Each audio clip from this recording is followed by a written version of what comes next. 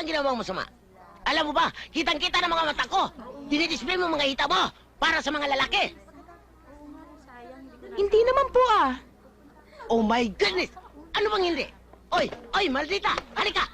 Ang sinasabi ko, kaya maraming na mga katulad ninyo dahil sa mga ginagawa ninyong yan! Inay, ang gross nyo naman. Oh, gross! Oy, halika! Aray! Hindi ko silang pinag-usapan natin dito. Naintindihan ba ni mo ko? Alam mo ba, sa ginagawa mo yan, pwede ang maging mitsan ng buhay mo. Tingnan mo ako, sa daming lalaki na nanagnasa sa akin. Ngayon, alam ko na kung anong pag-iingat na gagawin ko para sa'yo. Nay, kaya ko na hong alagaan ang aking sarili. Tsaka, this year, graduating na ho ako, tsaka of legal age na ho ako.